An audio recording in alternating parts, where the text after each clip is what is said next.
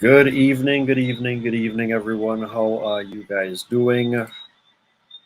It is Tuesday afternoon, and I just want to welcome you all again to the What's the Deal series. And in this particular series, we are going to be touching on different elements as it relates to sales, entrepreneurship, marketing, etc., all in an effort to be able to bring as much information about what's happening in the business entrepreneurial community, as much of that as possible, so that we all can learn and grow together, right? So I recognize that I've been on. It says that I've been on for approximately 3 minutes. I don't think it's literally been that long, but today anyway, excuse me. Today actually, what we're going to be discussing is HubSpot. And this is actually a precursor, or I would like to say on the eve of HubSpot for Beginners series, which starts tomorrow. So I want to thank give an early welcome to all of those HubSpotters that signed up over the last few days for the HubSpot for Beginners series. And what we're going to be discussing over the next 4 weeks, which is actually every Tuesday starting tomorrow. Sorry, every Wednesday starting tomorrow, and going all the way down into the rest of the month. What we will be discussing is really everything along the lines as to HubSpot and how do you go about optimizing and maximizing your platform. So if you see me looking away a little bit, is because I'm sort of managing a number of different screens, and yeah, I just want to make sure that I am capturing and picking up everyone in the additional platforms that may or may not be that may be seeing me, and see if I can make sure and pick up on the comments. Facebook folks, I don't have the ability of picking up with you all just yet as it relates to the comments. So if there is a delay, my apologies if I don't respond to the comments that you guys may be leaving. So today we are talking a little bit about HubSpot, and I'm going to kind of ways. What I'll actually be doing is that I'll go through a breakdown as to what HubSpot is, but not just from the features and benefits and all the nice bells and whistles that everyone likes about HubSpot. But really, this is to give an introduction to what the platform is, but really more so to kind of help people better understand what CRM, the philosophy of CRM, is all about, why things work out when it comes to CRM, why things don't work out sometimes when it comes to CRM. I'll be actually be giving a couple examples as it relates to that. I'll be showing a couple of things behind the scenes.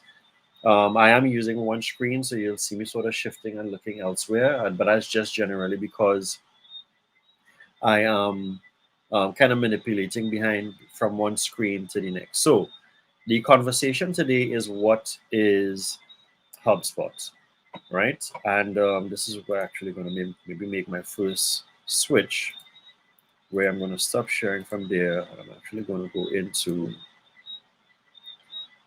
another tab.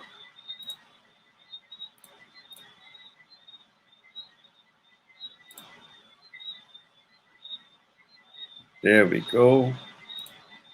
Right. So we're actually talking a little bit about what is HubSpot, but I'm going to break this down as it relates to really building our business around the HubSpot platform or around a CRM platform. And in this instance, we're speaking specifically to HubSpot, right? So let's start first with just understanding a couple of things as it relates to a CRM, right? And with that, we're going to kind of cover maybe 4 benefits of a CRM, CRM adoption rates, and some of the challenges that organizations or entrepreneurs experience when they are implementing a platform like this, and what the changed approach should be now that you have a CRM platform. You're using a CRM within your organization, and then we look at a couple of examples, right? So let's talk a little bit about the 4 benefits of a CRM. So you have a couple of them. One, it's along the lines of operation. But before I go into that, let me just kind of work with the acronym of CRM. So CRM really means customer relationship management.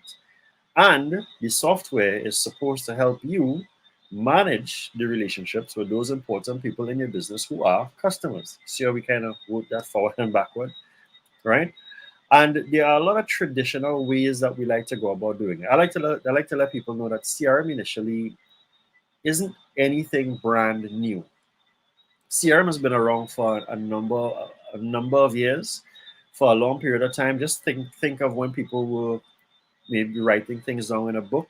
That's a different form of CRM. So in Trinidad and Tobago and maybe in the Caribbean, we used to call that trusting. So I will go and I will maybe take a catalog of all the customers who I'm giving credit to, or I'm just taking a list of all of my customers. All right. So that is one form of doing it. So you can have that in some sort of written format. Then we used to have things like an access platform. So you have access there that's coming out. I think it's coming out of Microsoft. I can't remember. Then you also have where, of course, the one that everybody loves the most, which is your Excel spreadsheets. And while all of those platforms are good, and then of course you have those people who just have very good memories. So and because of those memories or what they have written in their book, they kind of understand what those people purchase, what their trends are, right? But what has happened over the time is that because customers' needs and because buyers' behaviors have changed, and of course with the adoption of technology, so many different things have happened. Now we need to find better ways to manage all of this. Now, one of the big things that's coming out of CRM too is that you get to manage a lot of data, especially with technology, right? And with that data, one of the key benefits coming out of a CRM is that you can now use your CRM to help you be a little bit more efficient in terms of your operations. So operational efficiency is one of the key benefits that's actually coming out of a CRM as benefit number one. The other one now is BI, business intelligence, and we have many different platforms that actually do it. But because you can now use your CRM to understand customer trends, buyer trends. Now, keep in mind too that a CRM could be something as complex, for a B2B large enterprise organization, or it could be something as simple for a solopreneur, right, who is maybe doing business through their Shopify account, or they're selling their services, or say they're selling their products online, right? So it could be really complex, or it could be very simple. But because of the fact that they now have customers' information now properly stored in a centralized place, that they can now manage that data and now make certain business decisions, it's all in there. Now, that is not something that your book can give you. And then when we moved into the space of Excel, what we started to do a lot with the Excel is that we would now do a lot of graphs and charts, and I forget the term that we use. I haven't done it in such a while, so my memory is a little rusty as it relates to pulling up certain things as it relates to Excel, but comparisons and stuff like that, right? So we would be very good at Excel, but sometimes with the Excel, it is laborious, it's time consuming, it doesn't give you the information, and sometimes we need to have information at the tips of our fingers in 2021, right? So whether you're an entrepreneur, a solopreneur, or you're a large scale organization, sales in the space of sales or marketing, what have you, your or in a specific industry, your CRM would now help you and get better business intelligence. The other one we're looking at is cross-functional integration. Now, what does that actually mean? Cross-functional integration really and truly means that you get to now use information between different departments, because in many instances we operate as silos. Marketing is marketing, sales is sales, service is service. Now, if it is that you're pretty small, you don't have those things to worry about. But if it is that we're talking about organizations that are actually growing and you have all these different departments, traditionally right now, each department manages their data on their own. They manage their data individually. So service have their own service history and records, and that's not always shared with the sales department, or sometimes not even with the marketing department. Marketing department will have some of their history and their records, but it's not always commonly shared with sales. And of course, sales has their own data, and that is not always shared with sales, with marketing or service, right? And what about operations? What about the data that operations might have in terms of customers' payment trends and stuff like that? Because far too often we find out that a customer is defaulting when a hold goes on an account. So you may have a sales rep on one space who is working on an account, but they don't know that when it's time to come in, when they do bring in that quote unquote purchase order and it comes in, there's a block on that. So there's more work that needs to get started because the customer hasn't paid for some other service that they took 6 months ago. So you have something that's what 180 days past due. Again, I mean, those of us who have been in the corporate space and understand how to go up, understand that world of receivables. That's kind of what we're talking about here, right? So from a cross-functional integrational standpoint, um, that is how your CRM helps. Now, when we're even talking about integration, there are different things where you can use different bits of technology to help you do certain things, and I kind of talk about that a little bit later. But cross-functional integration, that's one of the key components of a CRM, right? And then of course changes in the way that we sell. And at the time when I did this maybe I think this was 2020, when I did this initial presentation. I would now change this to say really change the way that we interact with our buyers, because again, remember when we go back to that business intelligence slide, that is now going to give us more information as to the customer's trends, the things that they've done, the things that they've shown interest in.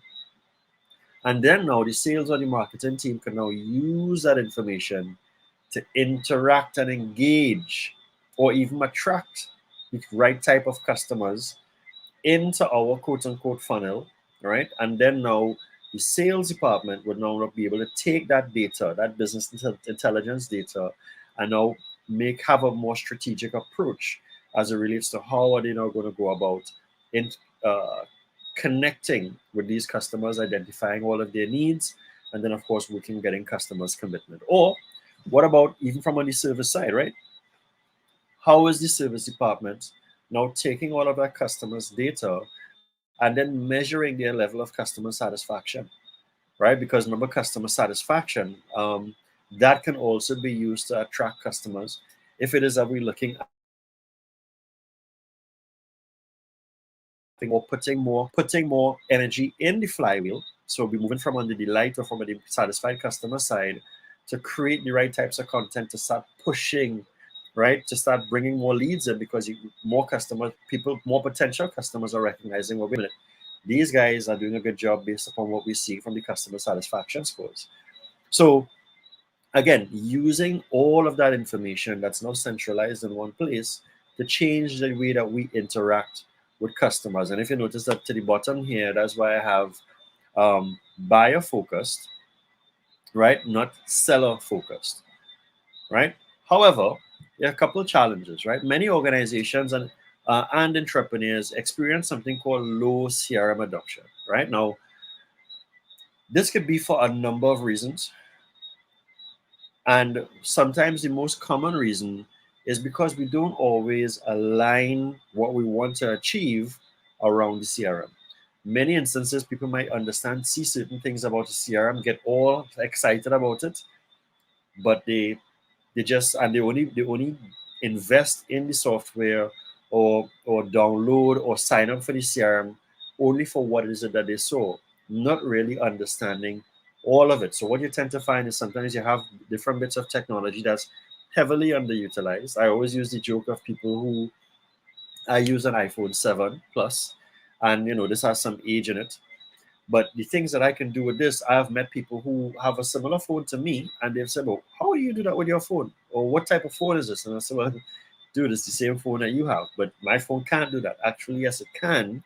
You just have not been optimizing the piece of hardware and or the software that's within the hardware. The same thing applies, guys, for our CRMs. I've seen in too many instances, excuse me, customers getting excited for certain things that they like within the CRM, but not understanding that CRM is really supposed to help you or tie in to all of your processes, right? So Notice, I'm not just here to just kind of show you the bells and whistles about HubSpot. I really want to break down the philosophy of what a CRM is and how do you go about now incorporating this thing within your organization.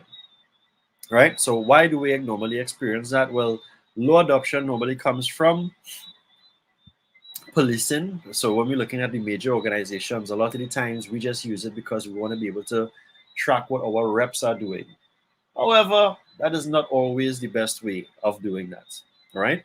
I'm noticed I may not be seeing any comments. Let me just switch across quickly to see if anyone would have commented thus far. So just bear with me here. Let me just take a quick pause to make sure that I touch base with certain folks. So I'll continue explaining on that while I look across to see if there are any specific comments. None so far. So we'll continue, or none that I'm seeing showing up. Right?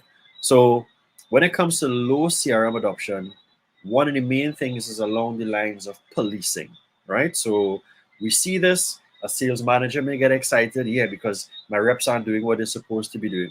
Hold up. That is not the main reason as to why you would actually need this. You actually need this for everything else that I said in the beginning. But yes, you can also use it to see to understand what the activity of your reps are, but not so much so to come down with the big stick from a big brother approach, but really to now come from the standpoint of now maybe understanding why they're not doing those things and work towards coaching them in the right direction. The other one is lack of understanding or poor onboarding. Now, this definitely for some entrepreneurs.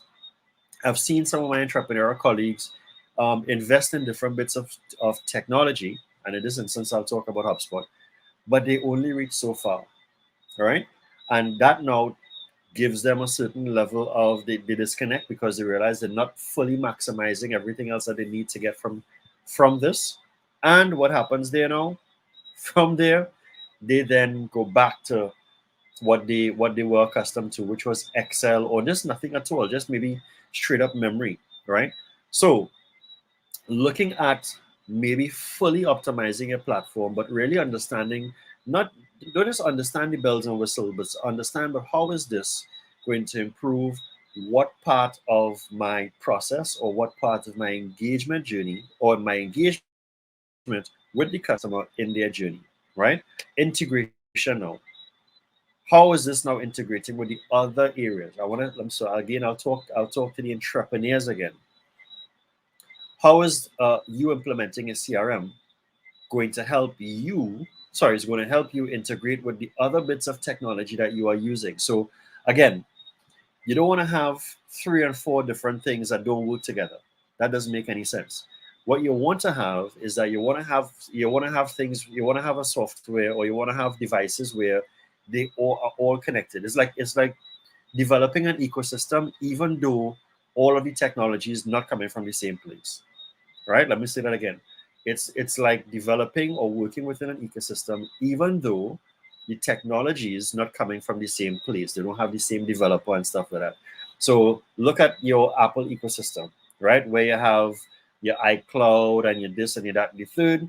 People fall in love with the ecosystem. You can develop something that's very, very similar here, excuse me, because HubSpot gives you the ability to integrate with different things. So we're talking about your Usanas or your Asanas, right?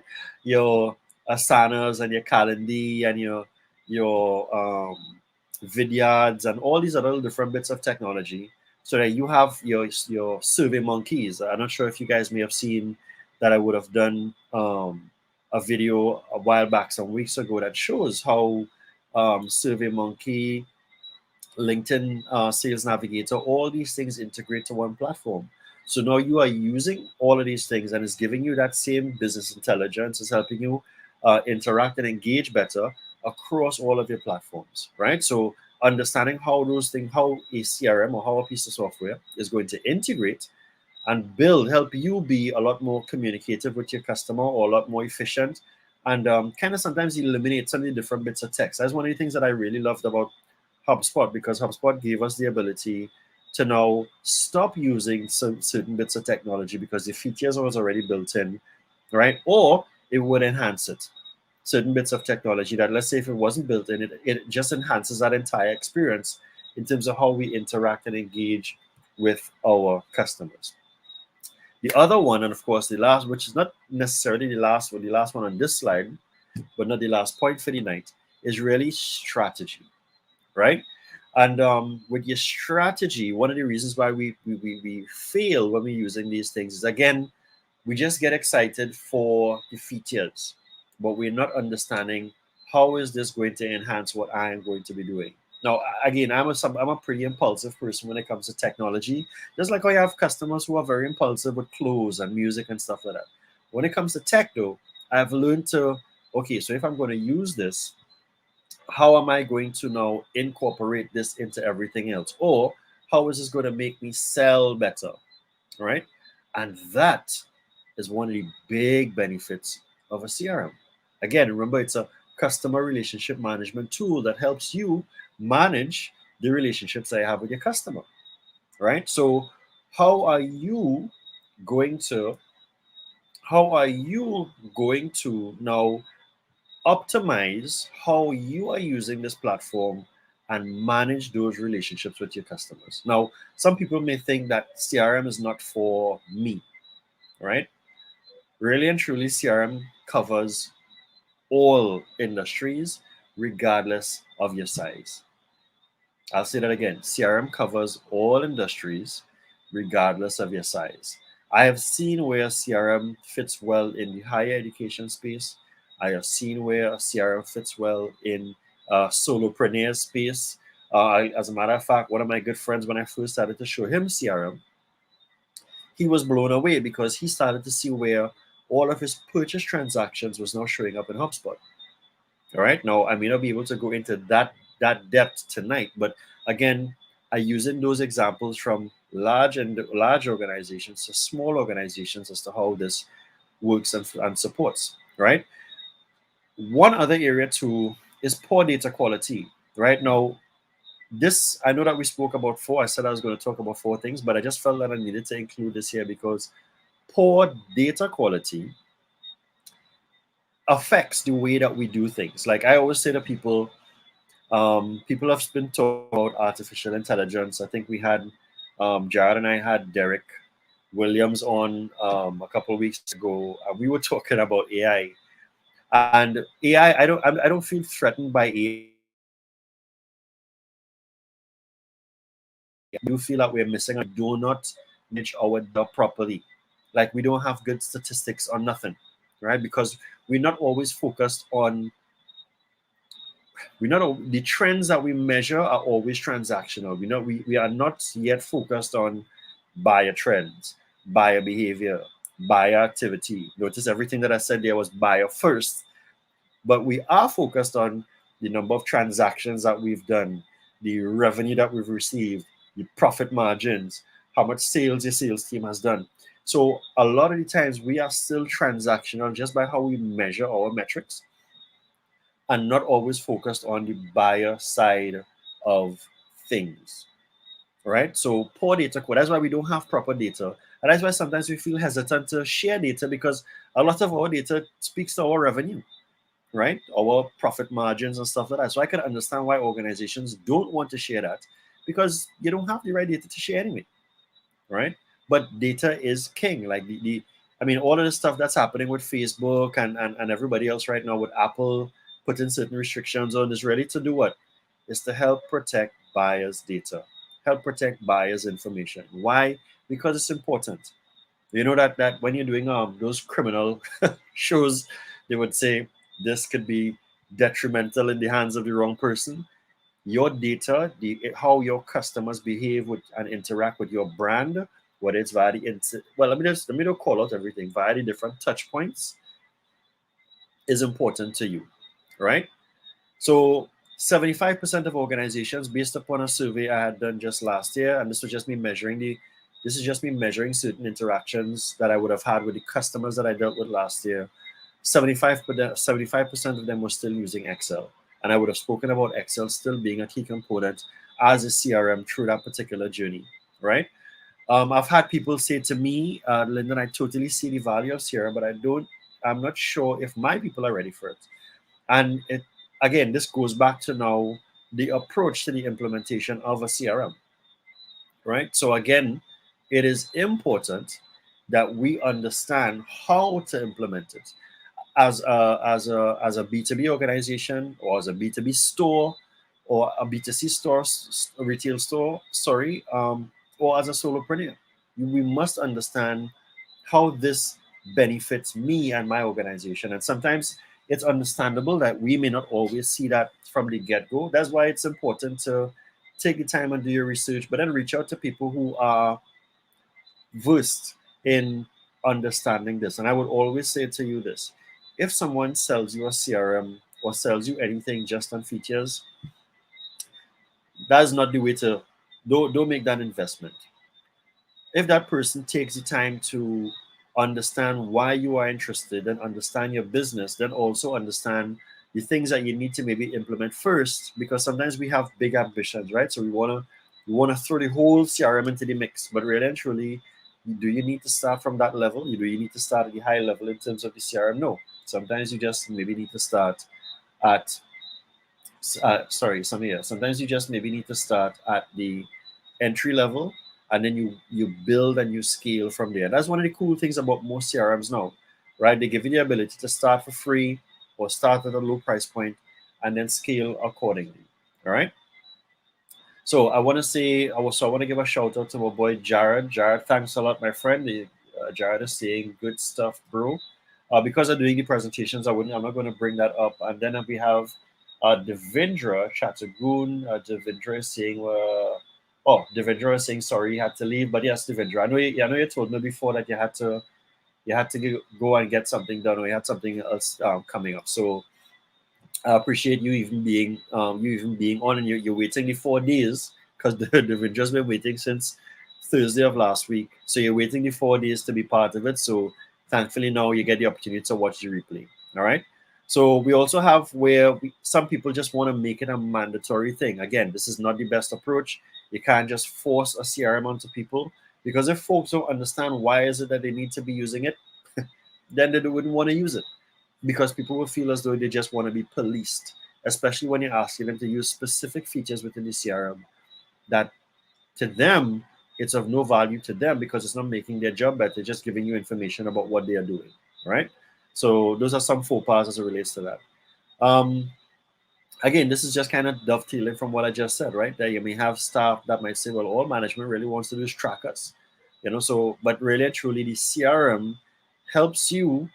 So notice I'm talking a little bit internally here now, right? So remember we were saying before, the CRM gives you the ability to really understand having better relationships with your customers.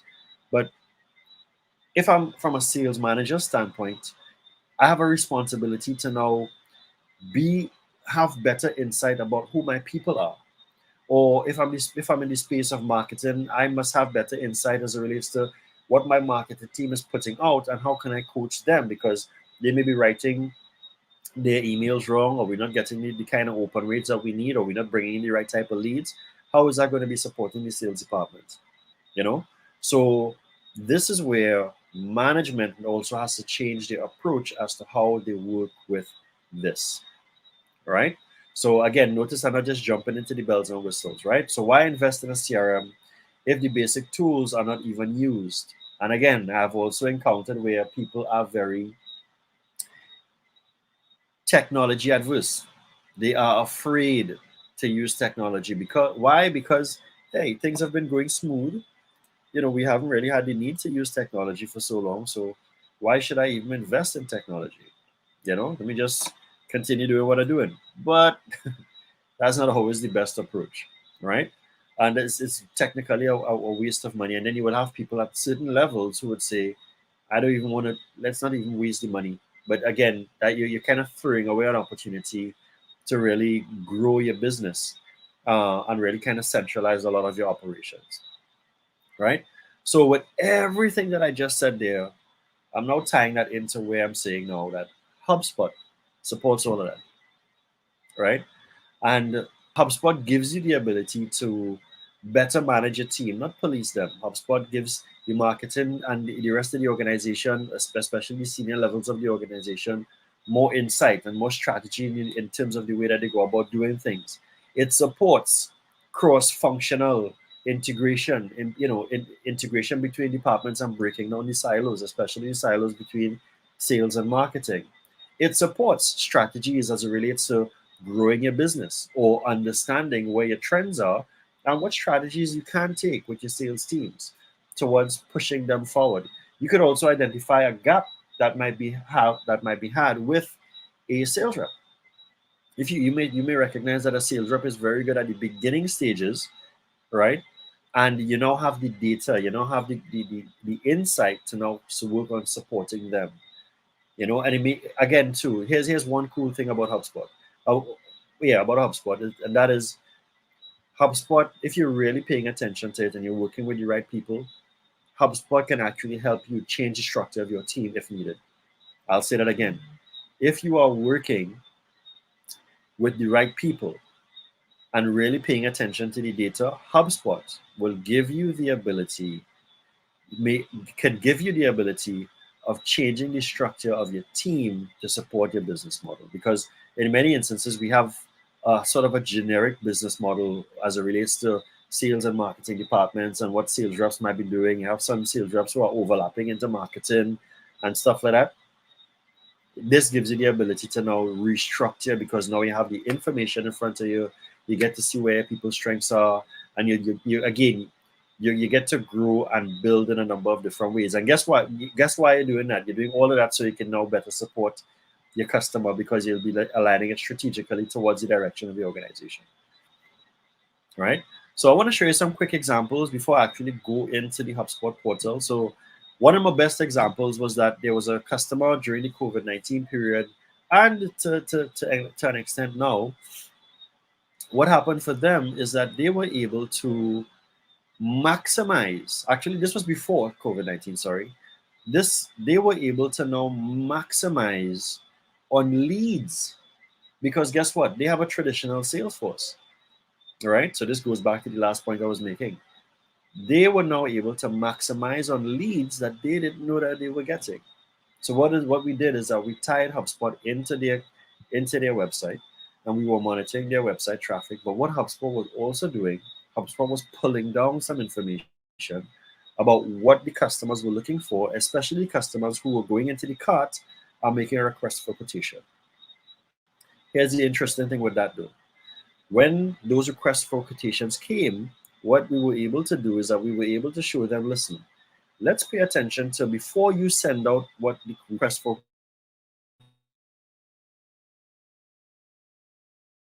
back and take a look at the journey. Remember I was saying before, we're looking at the customer's touch points.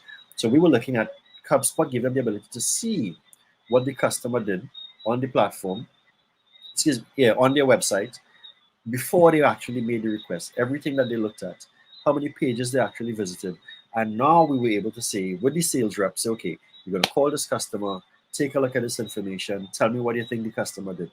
Then they will say, oh, wait a minute. So if the customer is looking for furniture and they're looking for this, if they're looking at all those things, maybe they're looking at starting a new branch, right? So again, it changes the engagement level of the rep, giving them more insight to the customer so that they can now have a better conversation with your customer, which is what we need because engagement is where most deals fall apart. Because what do? We just spit out quotations because we don't understand the buyer's journey. All we're doing is being an order taker and giving them what they ask us for, right? Another thing that we found there is that we identified the fact that even though the team was still doing a lot of outreach, now some of it was actually good outreach, they were getting more leads coming in through the website. Now, unfortunately, we didn't get the ability to convert everything into an inbound strategy, right? And that's just mainly because of COVID, right? But generally, what was happening here is that this was a clear example for this customer that they had a lot to pay attention to via the website. You understand? Because more leads came in one space. Their industry was a mature industry. They were a mature player in the industry, and their sales force.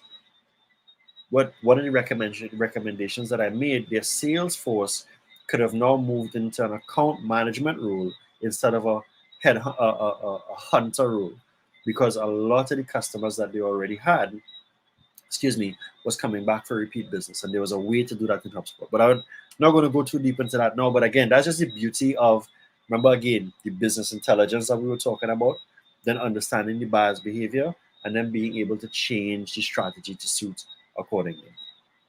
All right, so I'm going to go on to another one here.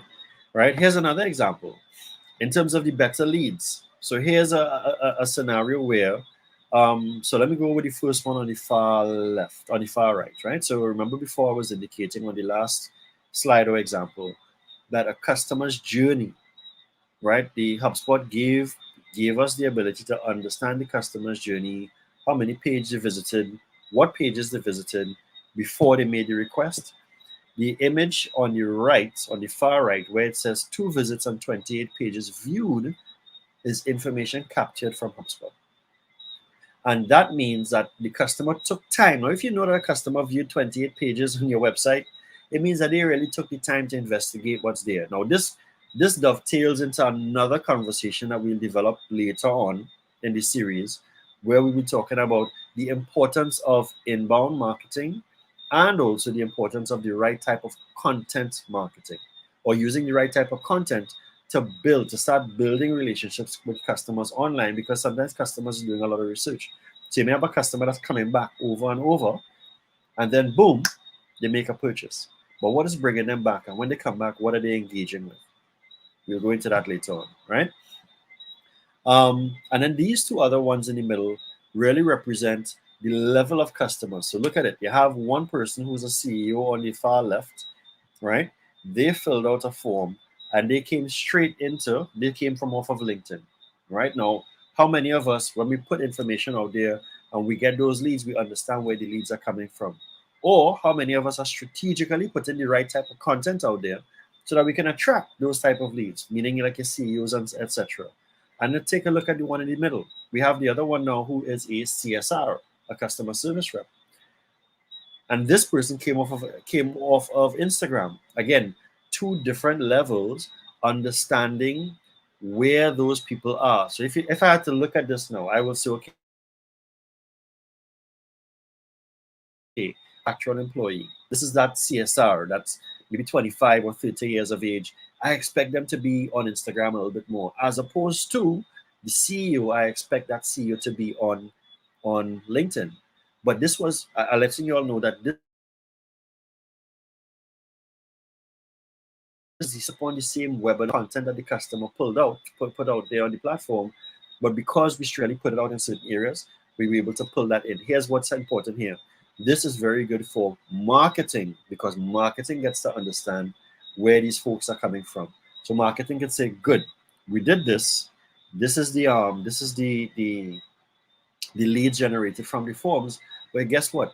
This is where HubSpot is showing us where they came from. So again, this is on the marketing side of things. And as again, remember, as I'm saying here, guys, it all comes down to strategy. Remember, that was the 4th thing, lack of strategy. And by you having the insight, you get to know that this is working well. And I will continue doing this, continue putting that content out, continue putting that, whether it was a downloadable, an ebook, a case study, whatever it is, you will know where your leads came from based upon where you put it. So you're kind of understanding your buyers' persona and behavior, etc. So that's another good example of one of the things that HubSpot was able to do. Do I have another one here? Right. So this one now was really, so kind of going back into this previous example, this here now ties into tracking and measuring your sales and marketing efforts. So while we are getting the leads, there are instances now you want to take a more of a holistic look as to what are the results of my efforts? And this is from a marketing standpoint, right? So how do we go about seeing this? Well, this particular slide, again, this is everything I'm showing you here is within HubSpot. So I'm speaking on the marketing side now. Keep in mind too that what I'm showing you here is also visible for entrepreneurs, right? Now it may vary based upon the tier of HubSpot that you have, but so far everything I'm showing you here is on the free version of HubSpot. Anyway, as we're going to continue. So when we're looking at the where the customers are, so we're looking at your um, right. So the results based upon your lead gen activities, HubSpot gives you the ability to understand how many subscribers you would have received, how many leads you would have received. Now it says no data because we didn't specify exactly what, excuse me, we didn't specify exactly what that customer's touch point is and tied into a life cycle, right? Now, those things can be changed over time, and the fact that you're seeing it there means that you can easily go back into the platform and make those adjustments. But again, you are getting the ability to see the results of your efforts, especially from a marketing side. And if you're an entrepreneur and you're putting your information out there and you want to understand what's happening, there's the kind of data and insights that you want to look for coming out of HubSpot, right? And of course, on the sales end, when it comes to forecasting opportunities and understanding your money, then and as a matter of fact, when I say sales, I'm not just talking about sales teams and B2B, but I'm talking about B2B, B2C, and your solopreneurs and entrepreneurs. You now have the ability of understanding what your business is generating. Because again, I was using the example of this person selling their stuff through, they have their stuff tied into WooCommerce. HubSpot is tracking all of that, and they are seeing where their deals are closing. So HubSpot is showing them close business for the current month. If it is that you are a sales rep and you have to forecast the business, you can do this here as well because you'll be using your sales tools within HubSpot. And also, you have where you can understand if you're a sales manager, you get to understand holistically what is the activity of my team? Like, what are my guys really doing? You know, who are my top performers? And the graph, the image down to the bottom really gives you that level of insight um, a little bit further down, right? So I'm going to pause here a little bit, and now I'm actually going to go into HubSpot. I'm just going to try to show you guys about 3 or 4 things. I want to make sure I'm kind of sensitive to your time. I know it's Monday evening, but um, again, as I say here, guys, my goal with you all here today is really to give you all an appreciation as to what HubSpot is and the things that it can actually do. Again, if you want to learn a little bit more, the form is going to close. The form, you can, excuse me, you can go to the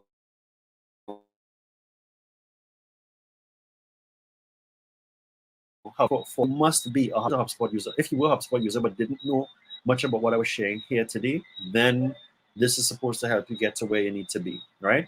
So what I'm going to do now is I'm going to maybe stop sharing on this side, right? So I hope that information was valuable. If you have 1 or 2 comments, so again, JB, thanks for indicating that the information was valuable or is valuable.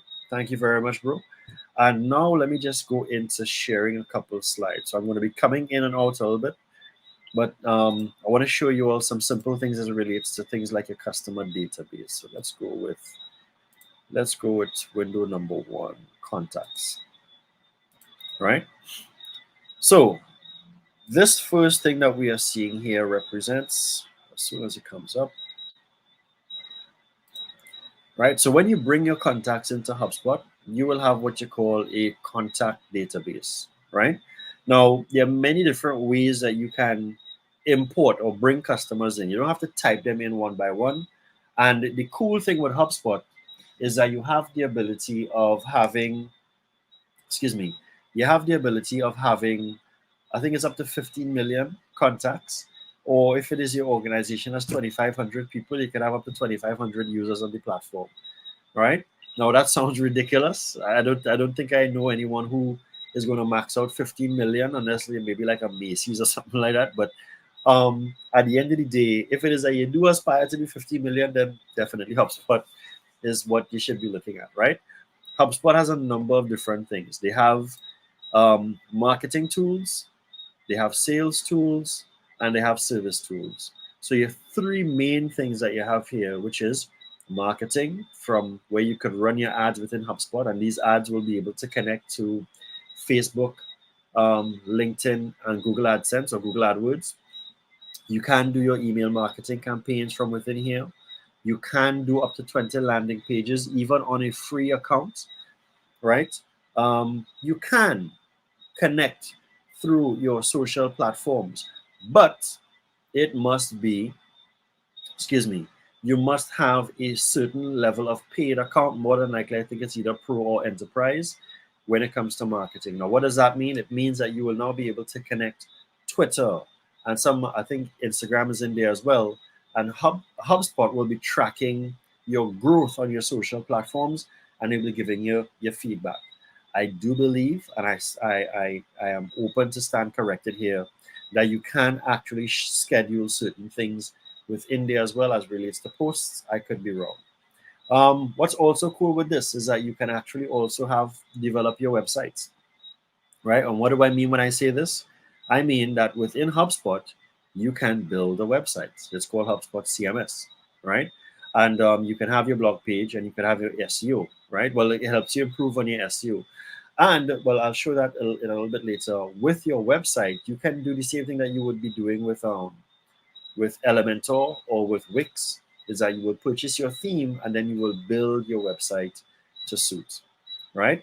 And that's it on your marketing side. Now you can run your certain marketing campaigns, and of course when you come down to files and templates, and of course lead capture strategies, you notice that CTAs and calls, you have the ability of doing all of that within marketing. Now, if you are going into your account, or if you decide to sign up for HubSpot after this, you may not see all of these available as I'm showing you here, because again, some of them are active based upon the level of paid version of HubSpot that you might be looking for. Let's talk a little bit about sales. So with sales, you get to look at certain things in terms of managing your deals, right? So these deals could be automated deals that's coming through your Shopify, it's coming through your e-commerce or WooCommerce platforms. Those things will show up here. You could also integrate it in a number of different ways, right? Let's say, for instance, you are running an invoice. I also did this recently, talking about the integrations. So let's say, for instance, you are running an invoice for a customer. That invoice is happening through QuickBooks, or it's happening through Wave, and most recently, it's now Zoho Books. But you also have the ability of using other platforms like Xero as well. So by you running an invoice or setting up an estimate, those two transactions, based upon the types of transactions that they are, would either come in as a closed opportunity or as an opportunity at a particular stage in your sales cycle, right? Um, Very important when it comes to sales tools is tasks. So again, follow up is a big problem for sales professionals, for marketers, for anybody. Follow up is a thing. It's a real issue. Maybe it should be considered as to one of those things that we need to get psychological help with, right? Because just like everything else, because our brains can't really handle all of these things that we need to be following from on a day-to-day basis and executing on. So HubSpot gives you the ability to connect your tasks directly to your customer, right? From there, you can also upload particular documents like brochures, proposals, case studies, etc. And within that, what you have the ability of doing is really understanding how much of that the customer is actually reading or engaging with. What I have learned from using the documents platform is that when I build a proposal for a customer, it has actually shown me that customers sometimes don't read. If I do a proposal of 10 pages, customers may only read 3 pages: the scope of works, the delivery of the consultation, and the price. Everything else they don't read. Now, does it mean that it's not supposed to be there? I wouldn't say that, because of course you may have different people who that proposal is going to be shared with. They may be reading it.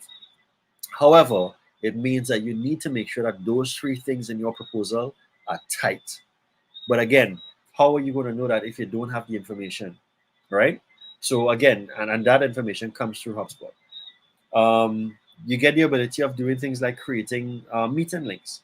Meeting links are important. With a meeting link, it means that instead of having to go back and forth with what time you have or what time is good for you, you can share with the customer. You can say, well, hey, Mr. Customer, check this out. Um, how about in terms of, instead of maybe, actually, let me give it to you as an example as to how I actually use it. So I may say, hey, Mr. Smith, I'm happy that you're interested in meeting. I have 2 particular dates available, which will be Monday or Tuesday at 9 a.m. on each day. How do those dates work for you? If not, if those dates do not meet your schedule, here's what to do. How about you use this link here and you choose a date and time that best suits your schedule. So I use meeting links to give customers alternatives based upon dates that they are unable to meet. Because again, you always have that. People are busy and their time is valuable to them. So I find that when I give them the flexibility to schedule on their own time, it works out best for both parties, right? Playbooks and quotes. You can build quotations within HubSpot, and from building quotations within HubSpot, you also is a really cool part. You also get the ability to build out your product library, whether it's a library of services, whether it's a library of products. You get to build that out from within there. So when your team is putting together their quotations, the quotations are they're just a matter of choosing that. Now, again, too, if it is that your platform is connected to an external software, or if HubSpot is integrated to your Zoho, your QuickBooks, your Wave, your Zeros, etc. Um, when you're building your quotes, it can connect to that, and so because your services would already be built within those platforms. So that's just the beauty of working well within the platform, right? Service really really important. Like one of the most important things within HubSpot is really your service platform. A lot of the times we take service for granted. You sell something to a customer and that's it, right? But how do we know if the customers are happy? Well, or how do you now want to strategize or structure an approach with your customers so that they can now interact with you to make sure that they're kind of getting back, they can connect with you if something is wrong. So you get the ability based upon the type of business that you have to generate service tickets.